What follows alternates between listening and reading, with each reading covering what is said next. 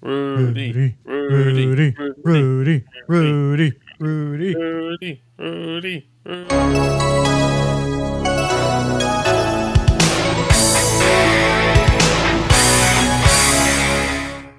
And welcome back to the Retro Review. I am the Bearded Geek, Kevin, always joined by Mikey the Freak.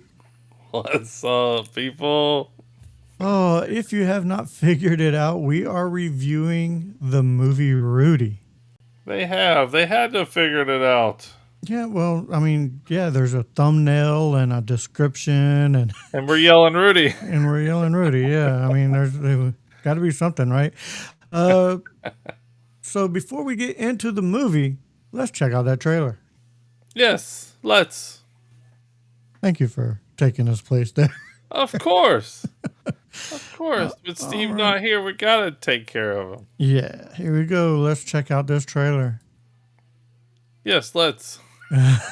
What a dick. Oh, you are taking Steve's place. Yeah, see? After high school, I'm going to play football at Notre Dame. Chasing a stupid dream causes nothing but you and everyone around you heartache. The problem with dreamers is they usually are not Are doers. you fully aware of the sacrifices? He really wanted to play for the Irish, man. Man, well, I mean, that was like his life. Smart kids. He lived close. Great athletes. His dream for his dad was to play for Notre Dame, and he wanted to play for Notre Dame. It was everything about it. Wanted to go to the school, Since I was a kid, practice, everybody said it couldn't be tryouts. done. I always listened to him, believe what He they was too said. small. Notre Dame guys were always huge. A lot of odds against him. Not supposed to be here. Not supposed to be here. Everyone is meant to go to college. I need your help. Why should I help? I just want to be a part of this university. You're nuts. Yeah, a lot of people have been telling me that lately.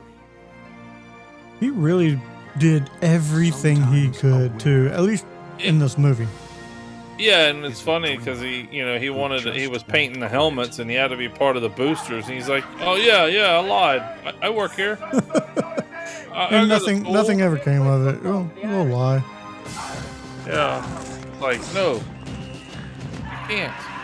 You're not part of the booster club. I wish God would put your heart in some of my players' bodies. Ain't that the truth? You're 5 feet nothing. 100 and nothing. And you got hardly a speck of athletic ability. In this lifetime, you don't have to prove nothing to nobody except yourself.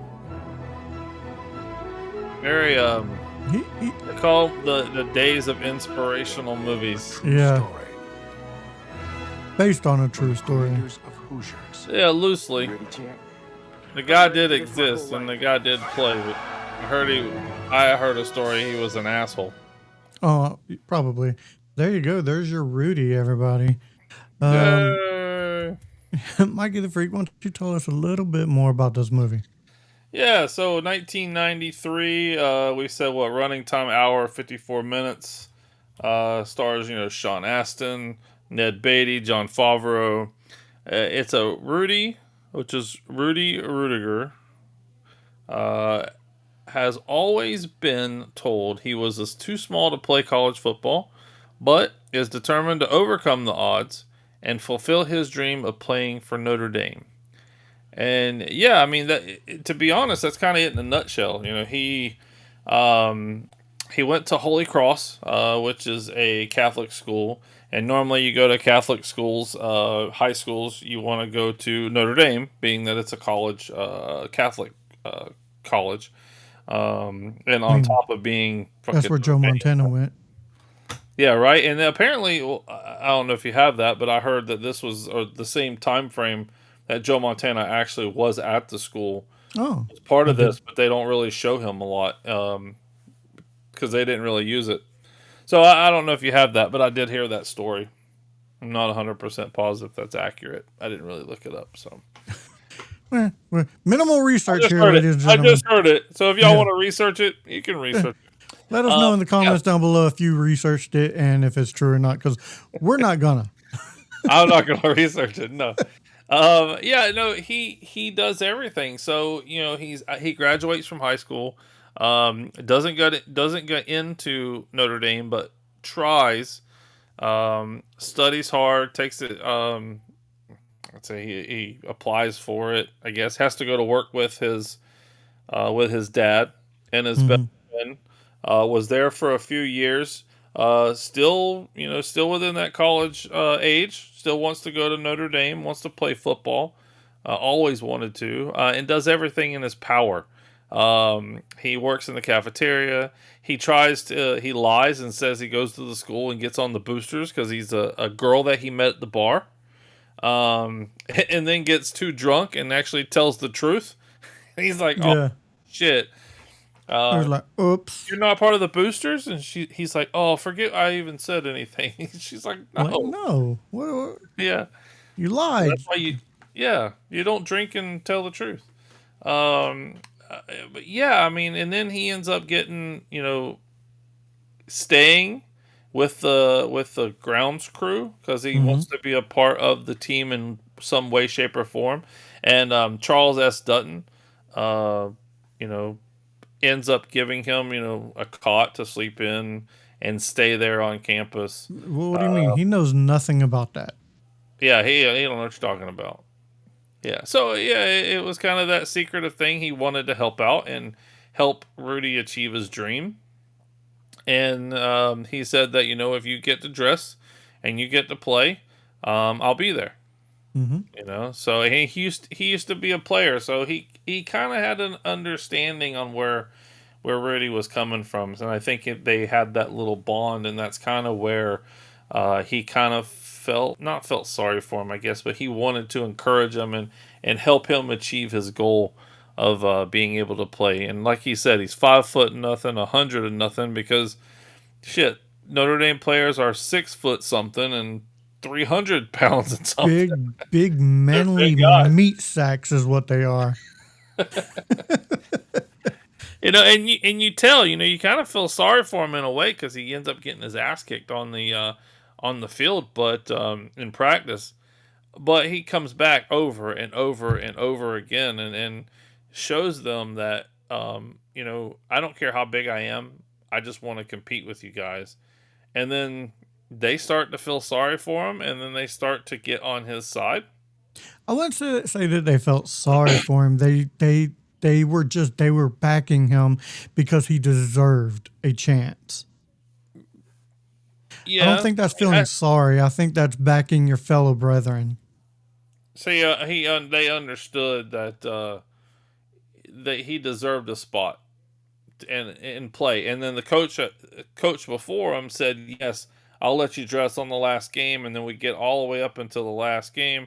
He tells his family just to be there, that he's going to try to dress. He should dress, and then they can try to convince him. The new coach, which is played by Coach Harris, pitcher for the for the Cleveland Indians, uh, ends And up he was trying wearing to Crisco and put jalapeno in his nose, bar, that barbasol. whole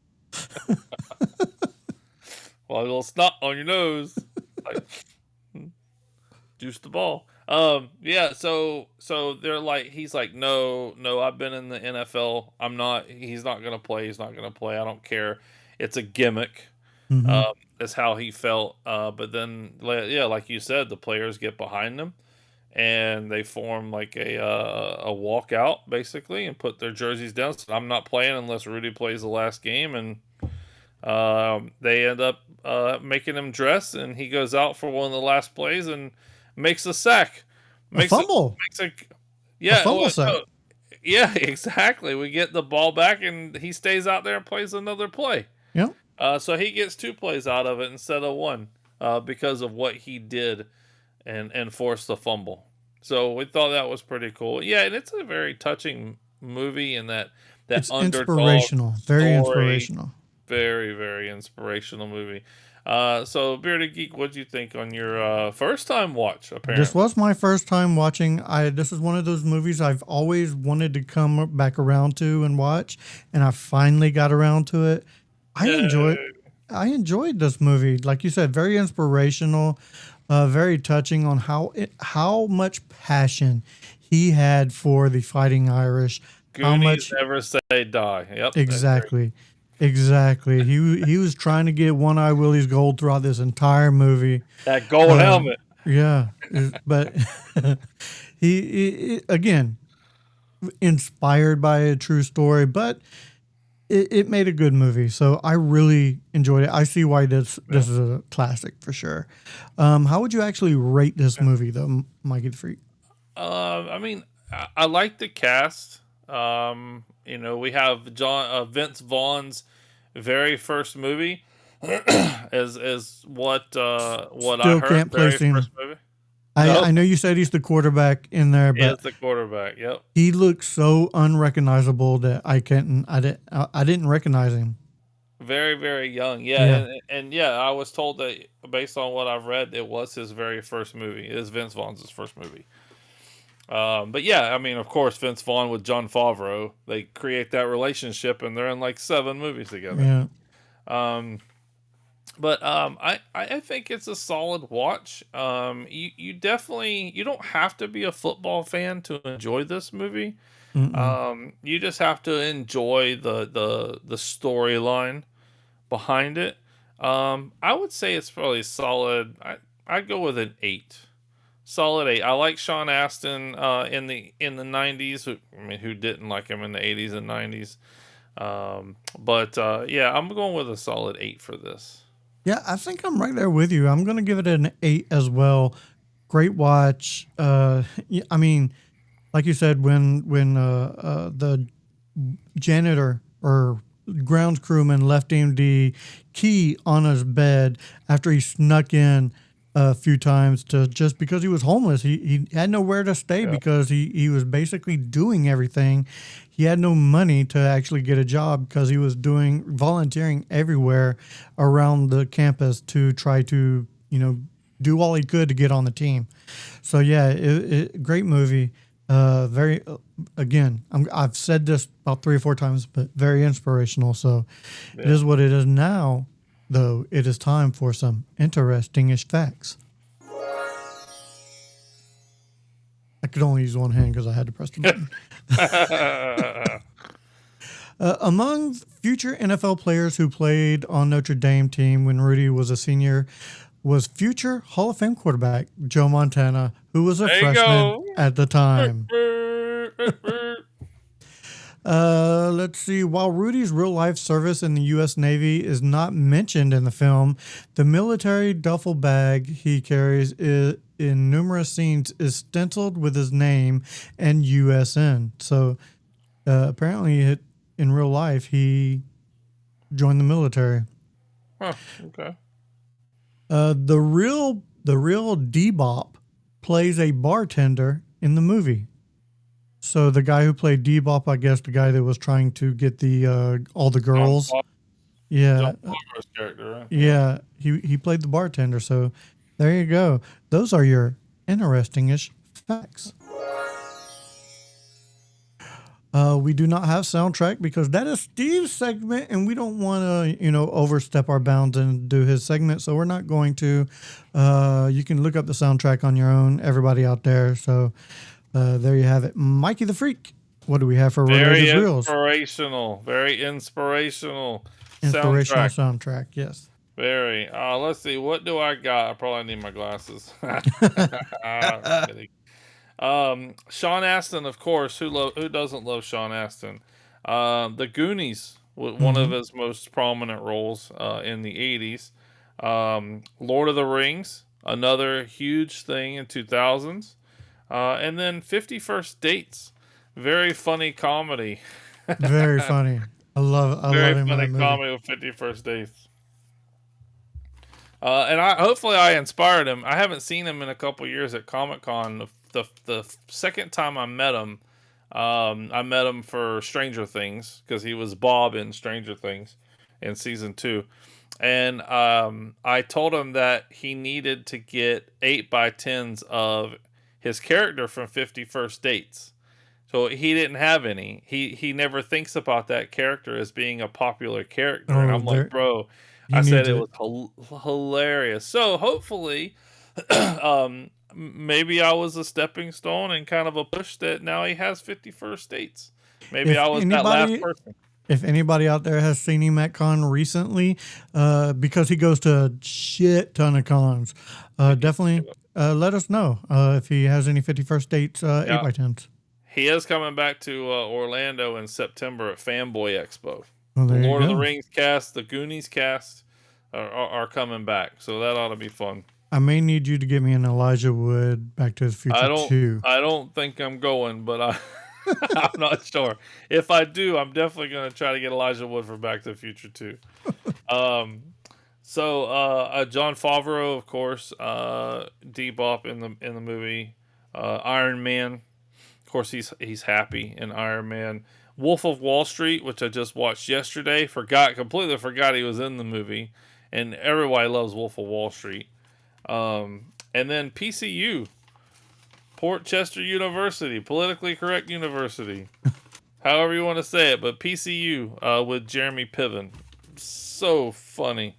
And then I went Ned Beatty, which of course played Sean Astin's dad.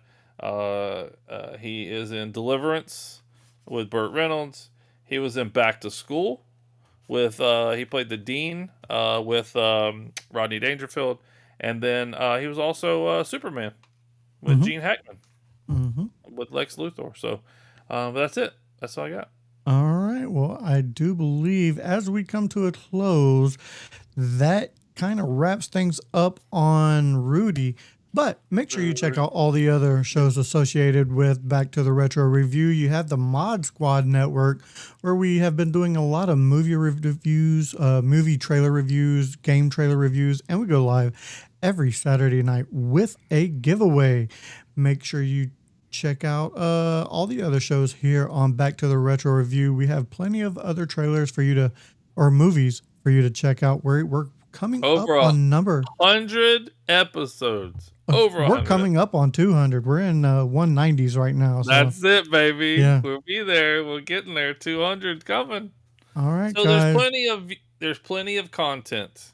Definitely to keep you excited and happy and smiling. And if you like what you see here, make sure you give us a good old thumbing. Hit that like and subscribe. Leave a comment down below on anything that we've already asked you before, and if you've even liked Rudy at all. All right, that does it for this episode of Back to the Retro Review. So for Mikey the Freak, I am the Brady Geek saying, if we don't see you again, thank you for being a friend. See ya.